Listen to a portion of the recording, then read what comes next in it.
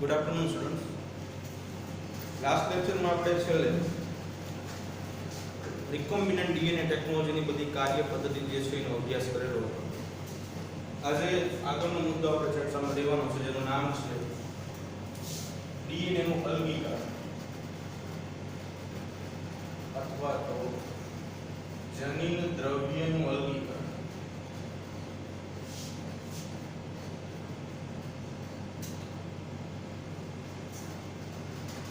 પ્રશ્ન એ રીતે પણ પૂછાય કે ડીએનએ નું શુદ્ધિકરણ, જવાબ બેમાં એક જ આવશે. તો અહીંયા જે આપણે શબ્દ છે જનીન દ્રવ્ય,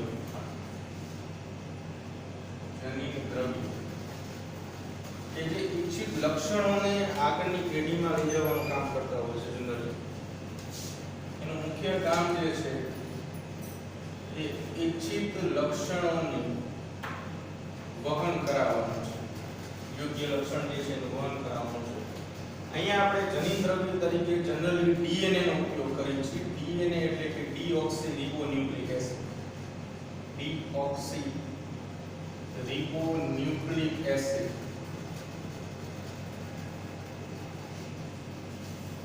હવે પ્રશ્ન એવો છે કે જે ડીએનએ છે ડીઓક્સીરિબોન્યુક્લિક એસિડ એનું શુદ્ધિકરણ શા માટે જરૂરી છે અથવા તો એનું અલગીકરણ શા માટે જરૂરી છે? તો જનરલી આપણે રિકોમ્બિનન્ટ ડીએનએ ટેકનોલોજીમાં જોયું.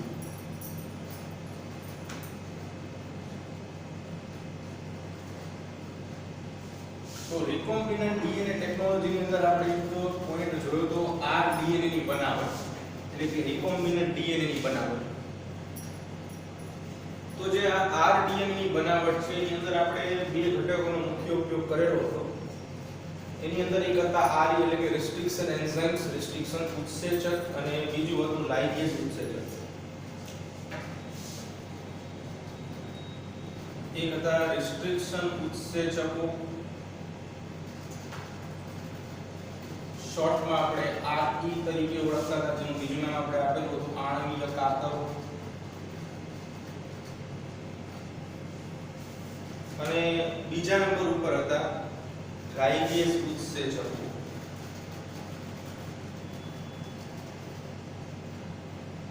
કે જેને એલઈ લાઇગેઝ એન્ઝાઇમ તરીકે ઓળખવામાં આવે છે, જેનું નામ હતું આણ્વીય ગુંદર.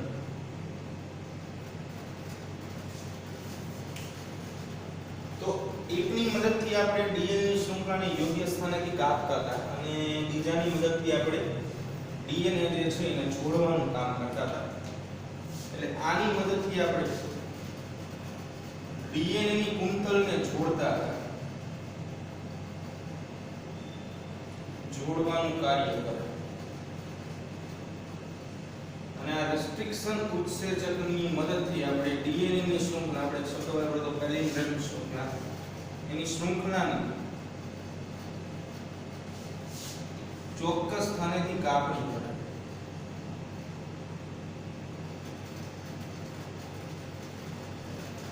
બંનેના કામ અને કાર્ય પદ્ધતિ બંને આપણે જોયેલું હતું. તો પ્રશ્ન એવો છે કે શુદ્ધિકરણ શા માટે જરૂરી છે? તો શુદ્ધિકરણ શા માટે જરૂરી એની વાત કરીએ. શુદ્ધિકરણ અથવા તો અલગીકરણ એટલે તો શું છે એના વિશે આપણે સમજીએ. તો શુદ્ધિકરણ અથવા તો અલગીકરણની જ્યારે આપણે વાત કરીએ છીએ તો એનો અર્થ એવો થાય કે ડીએનએ સિવાયના જે બાકીના ઘટકો છે એમાંથી પ્યોર એટલે કે શુદ્ધ ડીએનએ મેળવવાનું.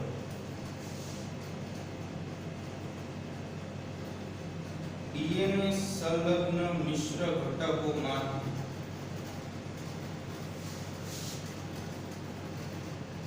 શુદ્ધ ડીએનએ મેળવવું,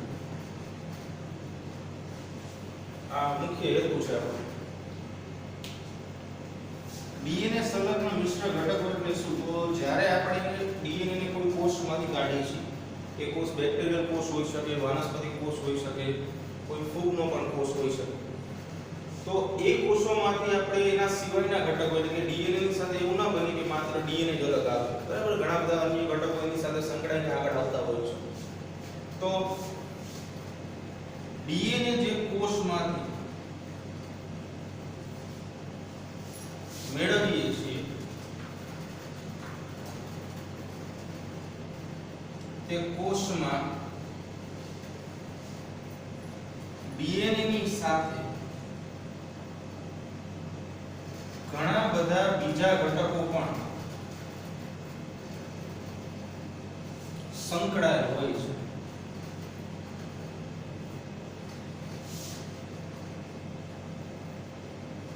અને એ ઘટકો જે છે એને દૂર કરીને પ્યોર ફોર્મમાં ડીએનએ આપણે મેળવવાનું છે. તો એની ક્રિયાવિધિ જે છે એ આપણે સમજવાની છે. તો સૌથી પહેલા આપણે જોઈએ કે ડીએનએ સાથે કયા ઘટકો જે છે સંકળાયેલા જોવા મળે છે.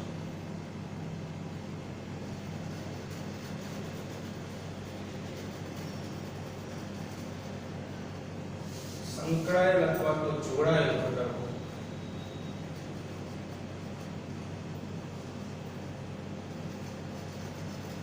તો જનરલી ડીએનએ ની સાથે ઘણી વખત પ્રોટીન ઘટકો, આના સિવાય પોલીસેકેરાઇડ એટલે ઘણી બધી શર્કરાના અણુઓ ભેગા મળવાથી બનેલો મોટો અણુ, આના સિવાય ઘણી જગ્યાએ ચરબી, બરાબર. પછી ઘણી વખત એવું થાય કે આપણે ડીએનએ જે છે એ કોઈ બેક્ટેરિયલ કોષમાંથી લઈએ અથવા તો વનસ્પતિના કોષમાંથી લઈએ, બરાબર છે. તો એની કોષ દિવાલ પણ સાથે સંકળાયેલી હોય. તો વનસ્પતિની કોષ દિવાલ સેલ્યુલોઝ, આ સેલ્યુલોઝ એના માટે છે જ્યારે આપણે વનસ્પતિ કોષમાં ડીએનએ અલગ કરીએ છીએ.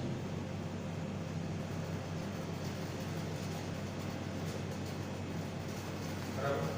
આના સિવાય લાઇસોઝાઇમ તે ઉત્સેચક આપણે જોશું કે ઘણી વખત એવું થાય કે બેક્ટેરિયાની કોષ દિવાલ, બેક્ટેરિયાની કોષ દિવાલના ઘટકો જોવા મળે. તો બેક્ટેરિયાની કોષ દિવાલના ઘટકો ક્યારે જોવા મળે? જ્યારે આપણે બેક્ટેરિયામાંથી જનીન દ્રવ્ય અલગ કરીએ છીએ, તો ડીએનએ અલગ કરીએ ત્યારે.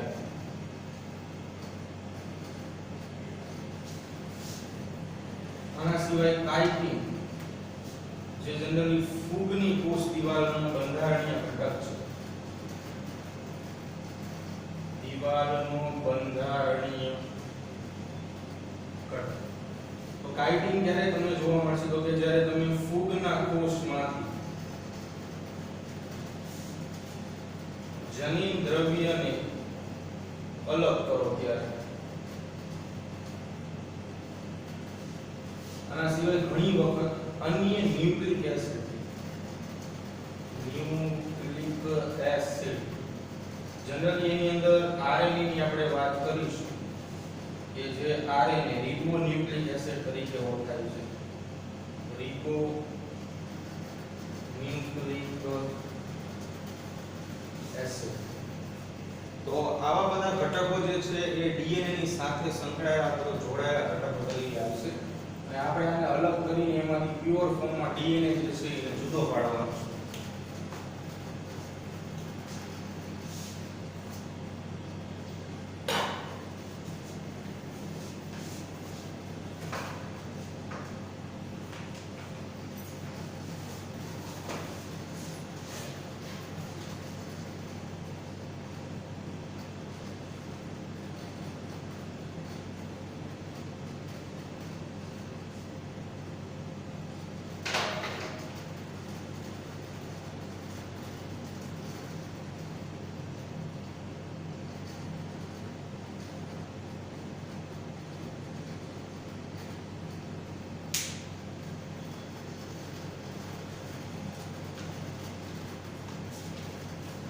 જો આપણે શુદ્ધિકરણની વ્યાખ્યા જોઈ, શા માટે એની ઉપયોગિતા જે છે, એટલે શા માટે આપણે આ બધી પ્રક્રિયા કરીએ છીએ એની વાત કરી. સાથે સાથે આપણે એવું પણ જોયું કે ભાઈ કયા કયા ઘટકો એવા છે કે જે ડીએનએ સાથે સંલગ્ન એટલે કે જોડાયેલા જોવા મળશે અને એમાંથી આપણે ડીએનએ જે છે એને પ્યોર ફોર્મમાં એટલે કે શુદ્ધ સ્વરૂપમાં અલગ કરવાનું રહેશે. બરાબર.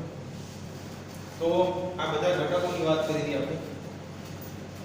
બીજું કે આપણું જનીન દ્રવ્ય જે છે શુદ્ધ હોવું જોઈએ, જે આપણે આગળ પણ વાત કરી કે જનીન દ્રવ્ય જે છે એ હંમેશા શુદ્ધ હોવું જરૂરી છે.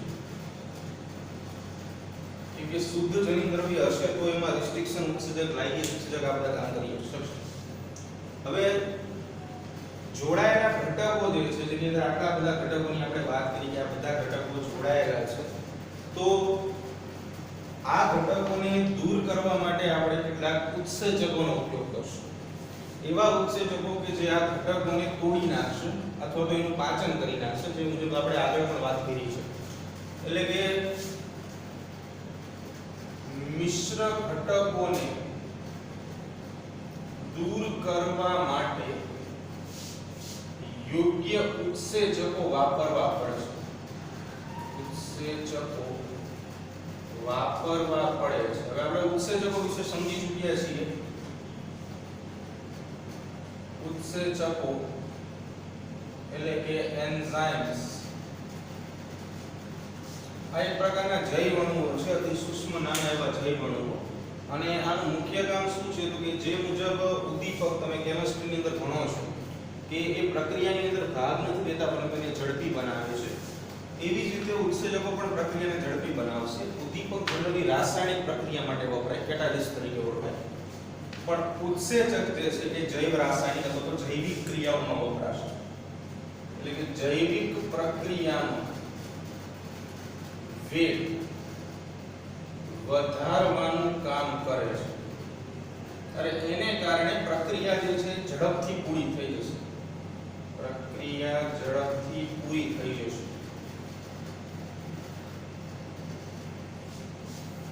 હવે પહેલા તો આપણે ઘટકો જોઈ લઈએ અને એની સામે જે ઉત્સેચકો વપરાય છે એની વાત કરીએ. તો આ સાઈડ આપણે ઘટકોની વાત કરશું અને આ ઘટકોના પાચન માટે આપણે જે ઉત્સેચકનો ઉપયોગ કરીએ છીએ એની વાત કરીશું. તો સૌથી પહેલો ઘટક જે છે આપણે જોઈએ મુજબ પ્રોટીન છે. તો પ્રોટીનના પાચન માટે આપણે ઉત્સેચક વાપરવો પડશે પ્રોટીએઝ. એટલે પ્રોટીએઝ જે છે એ શું કરશે? પ્રોટીનનું પાચન કરી નાખશે. એટલે કે જ્યારે જનીન દ્રવ્ય જે છે ડીએનએ અને પ્રોટીન સંલગ્ન હોય, જનરલી ન્યુક્લિયોપ્રોટીન તરીકે ઓળખવામાં આવે. આપણે ચેપ્ટર નંબર 6 માં જોઈશું કે ખરેખર ન્યુક્લિયોપ્રોટીન શું છે. ન્યુક્લિયોપ્રોટીન તો આ બે ઘટકોનો સમૂહ છે. ફર્સ્ટ ઇઝ ન્યુક્લિક એસિડ કે જે ડીએનએ અથવા તો આરએનએ ફોર્મમાં હોઈ શકે, અને બીજો ઘટક જે છે પ્રોટીન ઘટક છે. આ બંને સંયુક્ત રીતે સંકળાયેલા છે. તો પ્રોટીએઝ જે છે પ્રોટીનનું સંપૂર્ણ પાચન કરી નાખશે અને દૂર કરી નાખશે. પ્રોટીનનું રૂપાંતરણ સરળ અણુ એવા એમિનો એસિડમાં કરી નાખશે, જે કોઈ પણ માધ્યમમાં આસાનીથી દ્રાવ્ય થઈ જશે સરળતાથી. સેકન્ડ નંબર ઉપર આપણી પાસે પોલીસેકેરાઇડ્સ છે. તો પોલીસેકેરાઇડ માટે જનરલી શું હોય કે જે મુજબ પોલીસેકેરાઇડ્સ હોય, એટલે ફોર એક્ઝામ્પલ કે અત્યારે આપણે ખાલી પોલીસેકેરાઇડની વાત કરીએ છીએ, તો પોલીસેકેરાઇડની અંદર ઘણી વખત સ્ટાર્ચ હોય, આ ઉપરાંત ગ્લાયકોજન હોય. તો એ મુજબ આ પોલીસેકેરાઇડનું રૂપાંતરણ જે છે એ સૌથી પહેલા થશે ડાઇસેકેરાઇડ. બરાબર? પોલી એટલે ઘણા અને ડાઈ એટલે બે. પોલી મીન્સ ઘણા બધા શર્કરાના અણુઓ અને ડાઈ નો અર્થ એવો થાય કે બે ઘટકો. અને બધાની સાથે જે આપણે વાત કરીએ છીએ સેકેરાઇડ, સેકેરાઇડ નો અર્થ થશે શર્કરાના અણુઓ.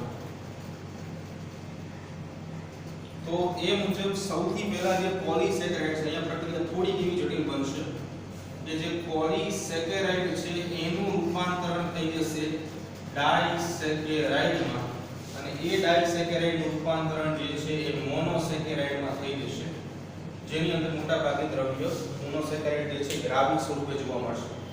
એટલે ફોર એક્ઝામ્પલ કે તમારી પાસે પોલીસેકેરાઇડ તરીકે સ્ટાર્ચ હોય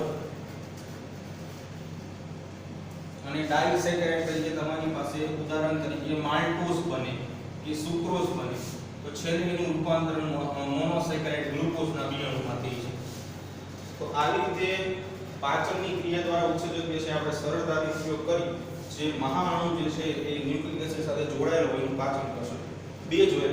ત્રીજા નંબર ઉપર ચરબી છે, એના વિશે વાત કરીએ આપણે.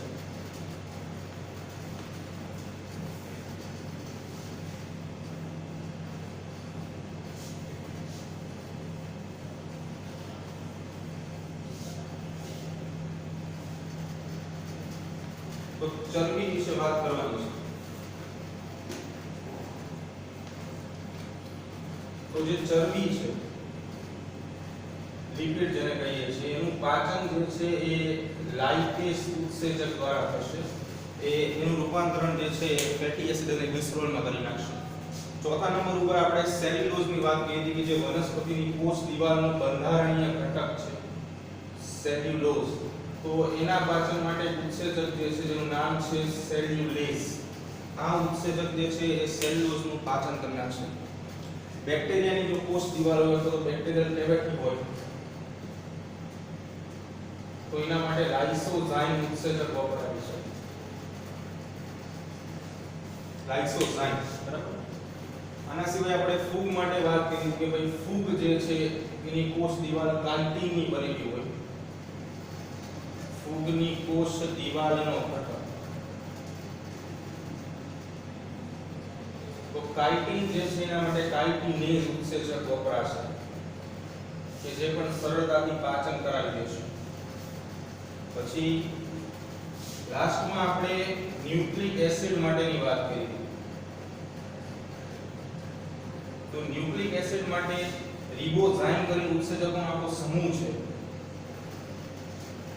આ ઉત્સેચકની અંદર ડીએનએસ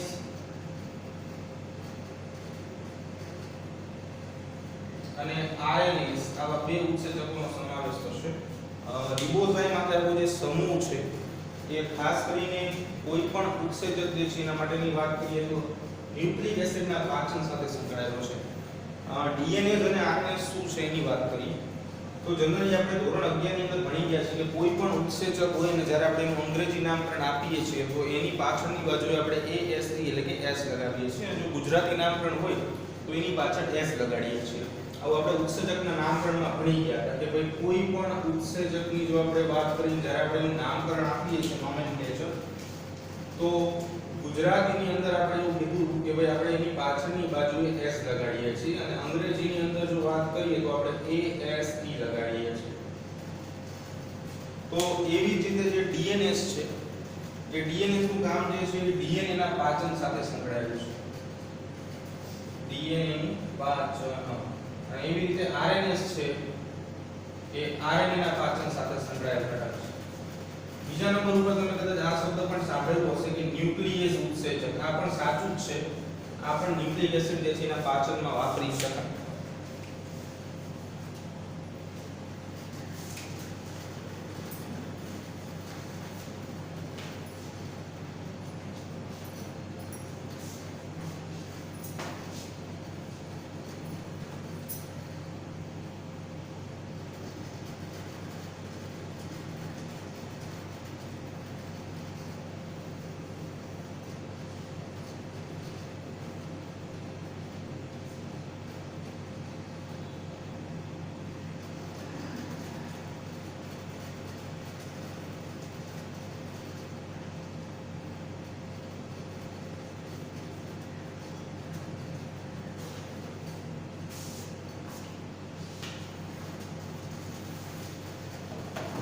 હવે આપણે ડીએનએ નું વર્ગીકરણ પૂર્ણ કરી નાખીએ છીએ. એટલે કે ડીએનએ જે છે એની સાથે સંકળાયેલા જે બીજા અન્ય ઘટકો છે જે આપણે જરૂરી નથી અને જે આપણી પ્રક્રિયામાં અવરોધક રૂપ બની શકે છે એ બધાને આપણે યોગ્ય ઉત્સેચકોની સારવાર આપીને દૂર કરી નાખ્યા છે. બરાબર. હવે આ યોગ્ય ઉત્સેચકની સારવાર આપ્યા બાદ હવે આપણે શું કરવાનું છે? તો જ્યારે તમે આવા યોગ્ય ઉત્સેચકોની સારવાર આપશો એટલે થશે એવું કે જે અન્ય ઘટકો છે જે ડીએનએ ની સાથે સંકળાયેલા છે એ નીકળી જશે, દૂર થઈ જશે.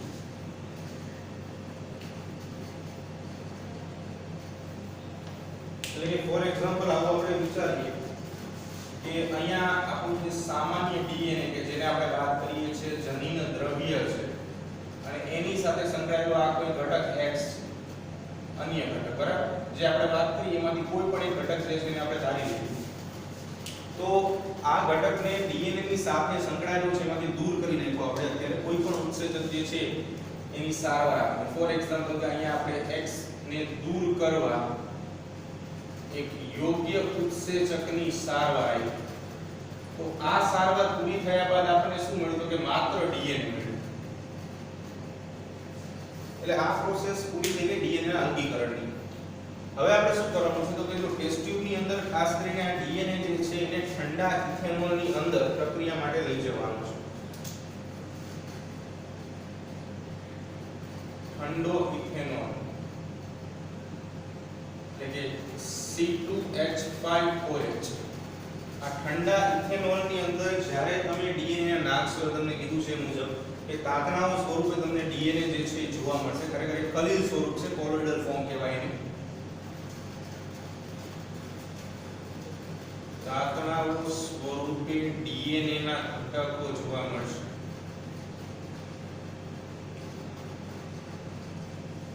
તાતણાઓ સ્વરૂપે ખરેખર ડીએનએ ને જ્યારે આપણે દાખલ કરીએ છીએ તો એક કલીલ સ્વરૂપનો ઘટક છે કલીલ તમે ભણશો કેમિસ્ટ્રીમાં કોલોઇડ્સ કહેવામાં આવે તો કલીલ સ્વરૂપે આ ઘટક જે છે તમને મળશે ટેસ્ટ ટ્યુબની અંદર બરાબર તમને સ્પૂલિંગ પ્રોસેસ આપેલી છે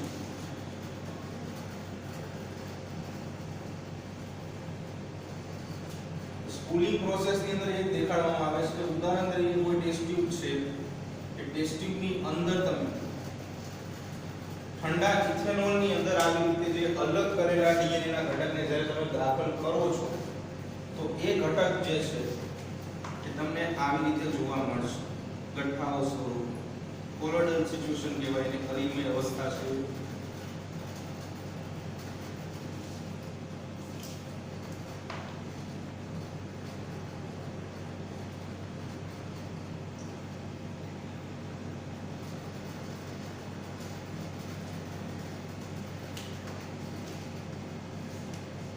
આ જે છે ઠંડો ઇથેનોલ છે અને આ જે છે એ તમારો અલગ કરેલો ડીએનએ જનીન દ્રવ્ય ડીઓક્સીરિબોન્યુક્લિક એસિડ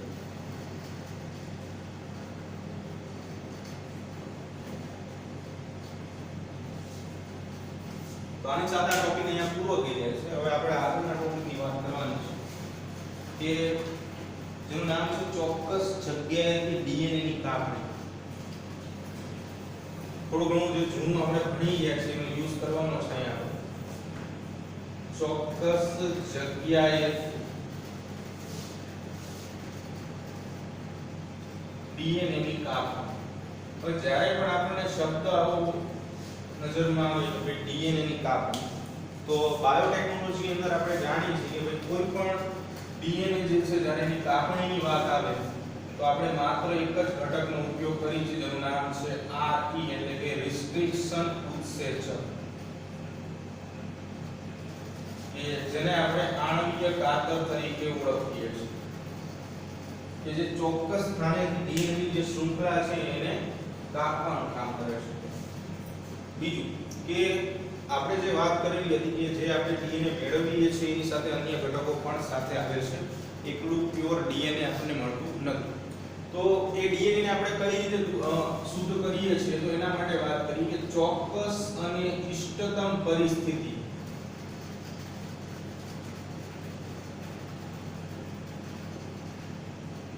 ડીએનએ ને રાખવાથી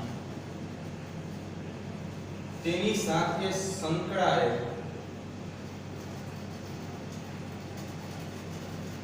અન્ય ઘટકોનું પાચન સંપન્ન થાય છે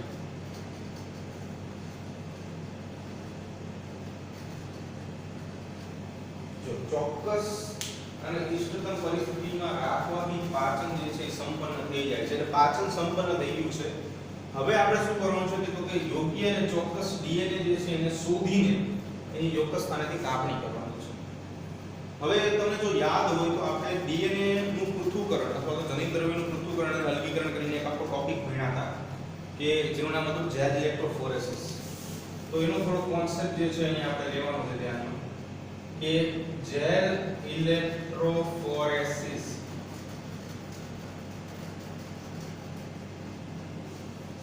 તો જેલ ઇલેક્ટ્રોફોરેસિસ ની અંદર શું હતું કે આપણે એક જેલનો યુઝ કરતા હતા જેનું નામ હતું અગર અગર જેલ એગેરોસ પણ નામ આપેલું હતું તો જેલ કયું હતું એગેરોસ અથવા તો અગર અગર જેલ આ વિશે પણ આપણે વાત કરી હતી કે ભાઈ જેલિડિયમ નામની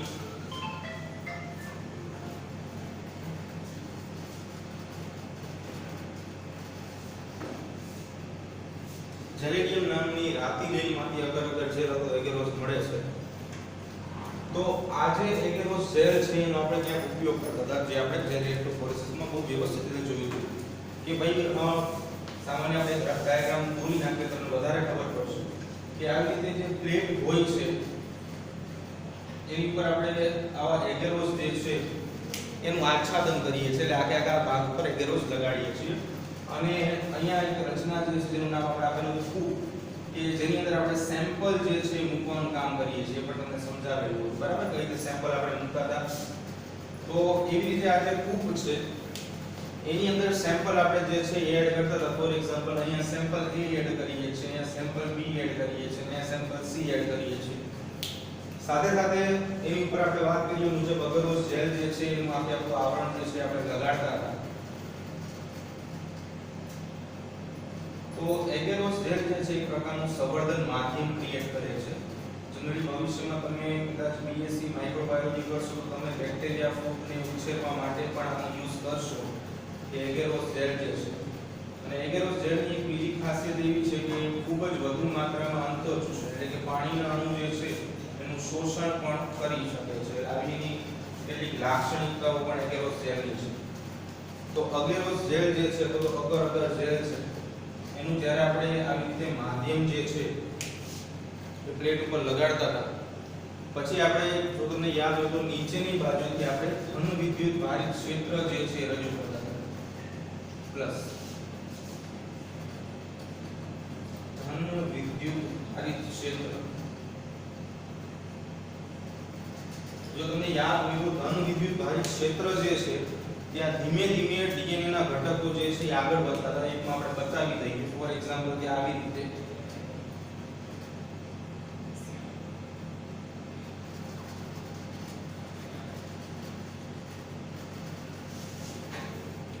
તો જે ડીએનએ નો સિક્વન્સ છે જે મુજબ આગળ વધે છે. તો સૌથી પહેલા આપણે એ વાત કરી હતી કે ડીએનએ ના ઘટકો જે છે ધન વિદ્યુત ભારિત ક્ષેત્ર તરફ ખેંચાય છે. એનું પણ એક કારણ આપણે રજૂ કરેલું હતું કે ભાઈ જે ડીએનએ નો ઘટક છે એ ડીએનએ પોતે ઋણ વીજ ભારિત ઘટક છે, નેગેટિવ ચાર્જ ઘટક છે. શા માટે? તો આની પણ આપણે વાત કરી હતી કે ભાઈ ડીએનએ ના ઘટકની અંદર જે ફોસ્ફેટ સમૂહ છે આ ફોસ્ફેટ સમૂહ જે રહ્યો એના કારણે એને ઋણ વીજભાર પ્રાપ્ત થાય છે. અને તમે જાણો છો એ મુજબ કે નેગેટિવ ઘટક અને પોઝિટિવ ઘટક વચ્ચે શું હોય આકર્ષણની પ્રક્રિયા હોય. એટલે ડીએનએ ના ઘટકો જે છે ધીમે ધીમે ધન વિદ્યુત ભારિત ક્ષેત્ર જે છે એના તરફ આકર્ષતા જાય છે.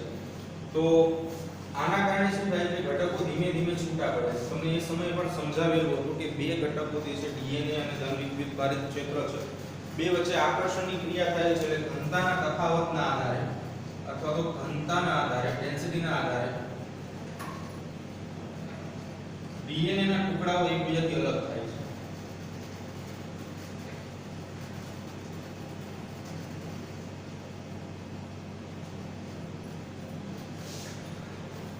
તમને સમજાવ્યું કે જે વધુ ઘનતાવાળા ક્ષેત્ર વિસ્તારો છે ડીએનએ ના એ ઉપરની બાજુ જોવા મળશે. જેમ જેમ તમે નીચે તરફ આગળ વધો છો એમ ઓછી ઘનતાવાળા વિસ્તારો તમને જોવા મળશે.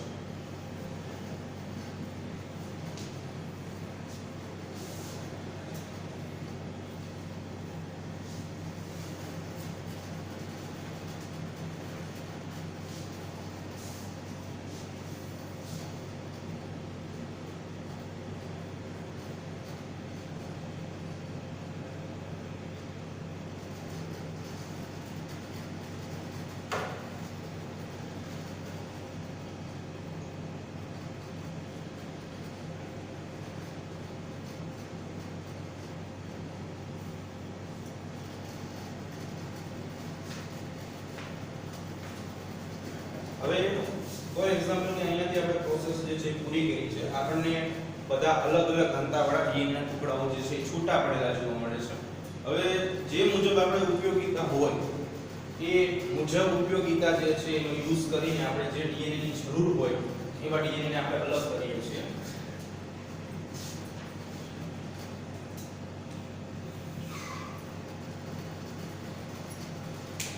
અને એ ડીએનએ નો ઉપયોગ જે છે આપણે યજમાન કોષની અંદર ઘટકોને દાખલ કરવા માટે કરતા હોઈએ છીએ. તો એ નાની પ્રોસેસ કે જે આપણે ઘણી બધી વખત ભણી ગયા છે એ પણ તમને એક બે લાઈનમાં સમજાવી છે કે કેવી રીતે આખી પ્રક્રિયા થાય છે. તો ફોર એક્ઝામ્પલ કે ડીએનએ ના સિક્વન્સની અંદર જે અલગ કરેલા છે એમાંથી આપણે આ ડીએનએ જે છે એને પસંદ કરી છે પરિસ્થિતિમાંથી પહેલા તો પસાર આપણે કરીએ છીએ અને યોગ્ય પરિસ્થિતિમાંથી પસાર થઈ ગયા બાદ આપણે બે ઉત્સેચકો જે છે એનો ઉપયોગ કરીએ છીએ. એ બે ઉત્સેચકો કયા છે તો કે તમે જાણો છો એ મુજબ મનો પહેલો ઉત્સેચક જે છે રિસ્ટ્રિક્શન ઉત્સેચક છે. આણ્વીય કાતર આરી તરીકે આપણે ઓળખીએ છીએ જે ચોક્કસ સ્થાનેથી કાપણી કરશે અને બીજો ઉત્સેચક છે તેનું નામ છે લાઇગેસ કે જે ચોક્કસ સ્થાનને જોડવાનું કામ કરશે. તો બંને વિશેની વાત જ્યારે તમને આપેલી છે એટલે જે મુજબ આપણે આગળ પણ ભણી ગયા છે કે બે ઉત્સેચકો જે છે આર એક રિસ્ટ્રિક્શન ઉત્સેચક છે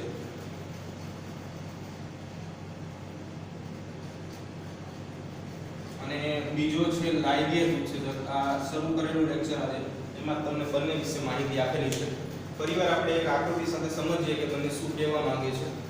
તો એક ડીએનએ નો ટુકડો જે છે આપણે પસંદ કરી લીધો છે. ફોર એક્ઝામ્પલ તમે આ ડીએનએ નો ટુકડો જે છે એ પસંદ કર્યો છે, અલગ કરી નાખ્યો છે. તો એ ડીએનએ ના ટુકડાને હવે ત્યાંથી આપણે એને લઈ લઈએ છીએ.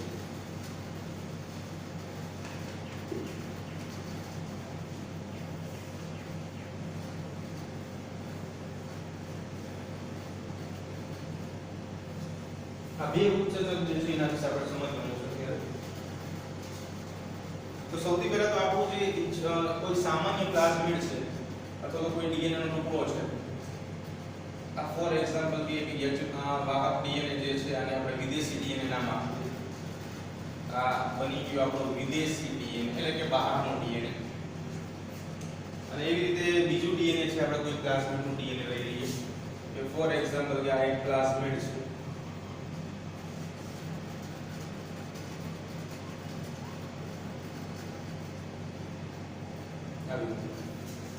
તો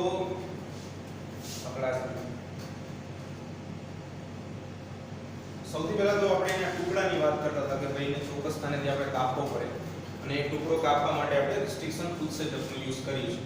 તો ફોર એક્ઝામ્પલ કે આ ટુકડો કાપવા માટે આપણે રિસ્ટ્રિક્શન ઉત્સેચક આરી જે છે એનો ઉપયોગ કરીએ છીએ. શોર્ટમાં લખ્યું છે રિસ્ટ્રિક્શન ઉત્સેચક.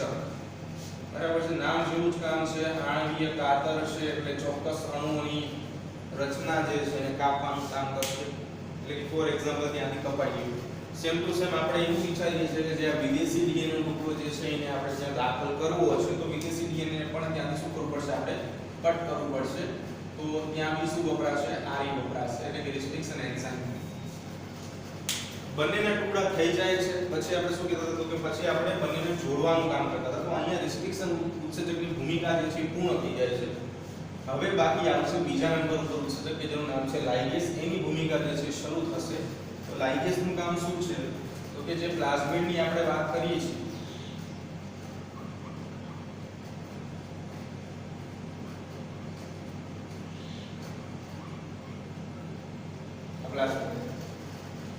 અને ચોક્કસ સ્થાનેથી આપણે કાપી નાખ્યું છે રિસ્ટ્રિક્શન ઉત્સેચકનો ઉપયોગ કરીને. ફોર એક્ઝામ્પલ કે આ ભાગ આપણે કાપી નાખ્યો છે. એવી જ રીતે તમને યાદ છે મુજબ આપણે વિદેશી ડીએનએ નો પણ એવો એક ભાગ જે છે એને આપણે કાપી નાખ્યો છે. ફોર એક્ઝામ્પલ એક ભાગ આવો છે.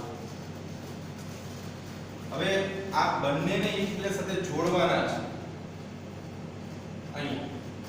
તો એના માટે આપણે શું કરશું તો કે આપણે એના માટે ઉપયોગ કરીએ છીએ લાઇગેસ ઉત્સેચક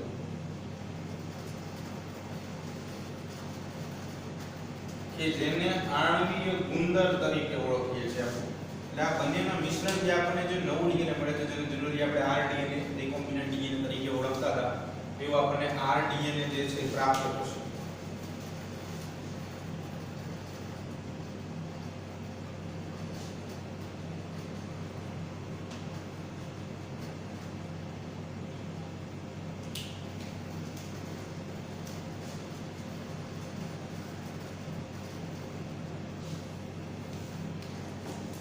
આને આપણે નામ આપીશું આરડીએનએ રિકોમ્બિનન્ટ ડીએનએ.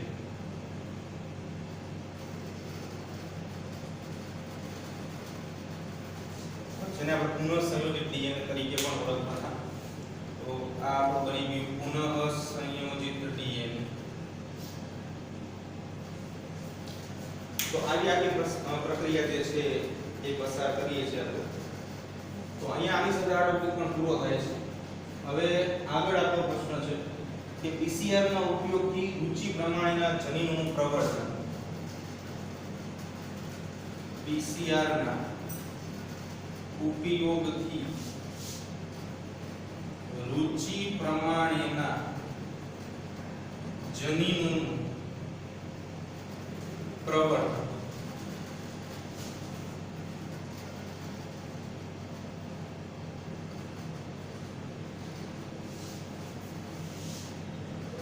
આપણે પ્રક્રિયા વિશે સમજવાનું છે. પ્રક્રિયા પણ પૂછાઈ શકે એવી છે, જેનું નામ જ પીસીઆર છે. તો સૌથી પહેલા વાત કરીએ પીસીઆર વિશે. પીસીઆર શું છે? આખી પ્રક્રિયાનું નામ છે કે પીસીઆર નું પૂરું નામ છે polymerase chain reaction. Polymerase chain reaction. Polymerase શબ્દ પોલિમરાઇઝેશન પરથી આવેલો છે. ગુજરાતીમાં જેને આપણે બહુલીકરણની ક્રિયા કહીએ છીએ. પોલિમરેઝ, પોલિમરાઇઝેશન એક પ્રક્રિયાનું નામ છે. ગુજરાતીમાં જેને બહુલીકરણ તરીકે ઓળખવામાં આવે છે. તો બહુલીકરણ શું છે? તો કે એક ઘટકમાંથી ઘણા નવા નવા ઘટકો જે છે બનાવવા, એને પોલિમરાઇઝેશન કહેવામાં આવે. બીજા શબ્દોમાં આપણે કહીએ તો નાના ઘટકોને જોડીને કોઈ મોટો ઘટક બનાવવો ને એને પણ પોલિમરાઇઝેશનની ક્રિયા કહેવાય. તો પહેલા એક પોલિમરાઇઝેશનની પ્રક્રિયાની વ્યાખ્યા આપણે સમજી લઈએ કે નાના ઘટકોના જોડાણથી મોટો ઘટક બનાવવાની ક્રિયા એને પોલિમરાઇઝેશન ક્રિયા કહેવાય. એટલે છે નાનો ઘટક. એક આપણે ઉદાહરણ દ્વારા સમજીએ કે ફોર એક્ઝામ્પલ કે આપણે દીવાલ બનાવી છે, તો દીવાલ બનાવવા માટે નાના ઘટક તરીકે આપણે ઈંટનો ઉપયોગ કરીએ. તો એ ઈંટ જે છે એ નાનો ઘટક કહેવાય. એને જોડીને આપણે જે વિશાળ દીવાલ બનાવી છે એ મોટો ઘટક કહેવાય. એટલે આપણે નાના ઘટકોને જોડીને મોટો ઘટક બનાવીએ તો એ પ્રક્રિયા પણ પોલિમરાઇઝેશન પ્રક્રિયા છે. પણ અહીંયા આપણે વાત જૈવિક અણુઓની કરવાની છે. આપણે જનરલી વાત અહીંયા ડીએનએ ની કરીએ છીએ. તો ડીએનએ જે છે એની પોલિમરાઇઝેશન પ્રક્રિયા કરાવશું, એટલે કે એમાંથી ઘણા મોટા અણુઓ જે છે એનું સર્જન આપણે કરીશું. તો પીસીઆર એટલે આ પદ્ધતિ છે જેનું નામ છે પોલિમરેઝ ચેઇન રિએક્શન. ચેઇન એટલે એક શૃંખલાની અંદર ચાલતી પ્રક્રિયા છે, સ્ટેપ બાય સ્ટેપ ચાલશે. ચેઇન એટલે એક શૃંખલામાં ચાલતી પ્રક્રિયા. રિએક્શન એટલે પ્રક્રિયા, બરાબર? રિએક્શન શબ્દ અહીંયા આવી. તો પોલિમરેઝ ચેઇન રિએક્શન કામ જ આ છે કે ભાઈ પોલિમરાઇઝેશન પ્રક્રિયા જે છે એટલે કે બહુલીકરણની પ્રક્રિયા એ ચેઇન એટલે આખી શૃંખલામાં ચાલશે. એના ઘણા બધા તબક્કાઓ છે. એ તબક્કાઓ જે છે એની અંદરથી આપણે આખી પ્રક્રિયા પસાર કરવાની છે. હવે એની ઉપયોગિતા શું છે? તો પીસીઆર કે જેના વિશે આપણે વાત કરી કે પોલિમરેઝ ચેઇન રિએક્શન છે, એના ઉપયોગથી રુચિ પ્રમાણે, આ શબ્દ છે રુચિ પ્રમાણેના. રુચિનો અર્થ એવો થાય કે જે ઈચ્છિત લક્ષણો છે એ ધરાવતું જનીન. રુચિ પ્રમાણેના જનીનો એટલે એનો અર્થ એવો થયો કે ભાઈ ઈચ્છિત લક્ષણ ધરાવતા જનીનો, ઈચ્છિત લક્ષણો ધરાવતા જનીનોને રુચિ પ્રમાણેના જનીનો કહેવાય.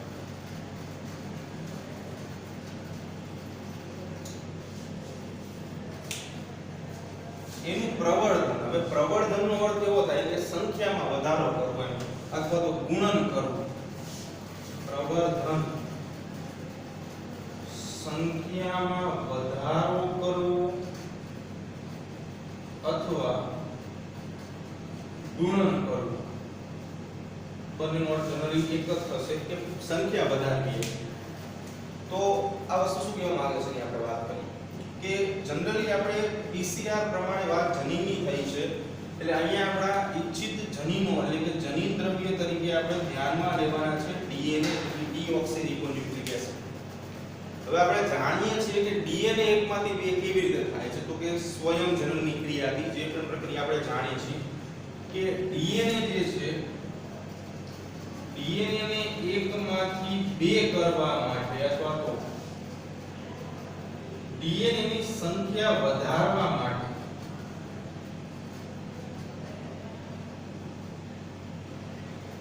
આપણે એક પ્રક્રિયાનો સહારો લેતા હતા જેને નામ આપેલું હતું ડીએનએ સ્વયંજનન, ડીએનએ રેપ્લિકેશન ઓફ ડીએનએ એટલે કે ડીએનએ નું સ્વયંજનન એટલે કે ડીએનએ શૃંખલા આપમેળે એકમાંથી બે થાય છે. બસ એના જેવી જ પ્રક્રિયા પણ અહીંયા આપણે કૃત્રિમ રીતે પ્રક્રિયાઓ જે છે એ કરાવવાની રહેશે. ડીએનએ સ્વયંજનન એક કુદરતી પ્રક્રિયા છે કે જે કોષ વિભાજન વખતે ડીએનએ ની અંદર જોવા મળશે, કોષની અંદર રહેલા ડીએનએ માં. પણ એ પ્રક્રિયા જે કુદરતી પ્રક્રિયા છે એને આપણે પીસીઆર પદ્ધતિની મદદથી કૃત્રિમ સ્વરૂપમાં ફેરવવાની છે. તો એની અંદર જનરલી શું થશે એની આપણે વાત કરીએ. તો ફોર એક્ઝામ્પલ તમારી પાસે એક ડીએનએ ની કુંતલ છે લાઈક ધીસ આ. તો આ ડીએનએ ની કુંતલ છૂટી પડે તો શું થશે?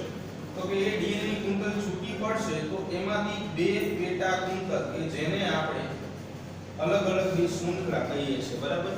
બીબા જેવી શૃંખલા હોય, ટેમ્પલેટ શૃંખલા કહેવાય એને. તો બે ટેમ્પલેટ શૃંખલા જે છે પોતાની પૂરક શૃંખલા બનાવશે આવી રીતે.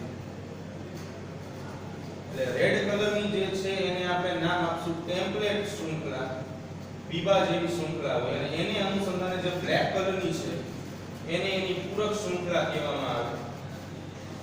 હવે શું થાય કે ફરીવાર વિચારો કે આ બંને કદાચ છૂટા પડી ગયા તો આમાંથી બે શૃંખલાઓ છૂટી પડશે. તો એક બ્લેક કલરની શૃંખલા છે અને એક રેડ કલરની શૃંખલા છે. એવી રીતે આની અંદરથી પણ બે શૃંખલા છૂટી પડશે. એક બ્લેક કલરની શૃંખલા છે અને એક રેડ કલરની શૃંખલા છે આવી રીતે. તો એમાંથી ફરીવાર નવી શૃંખલાનું સર્જન થશે.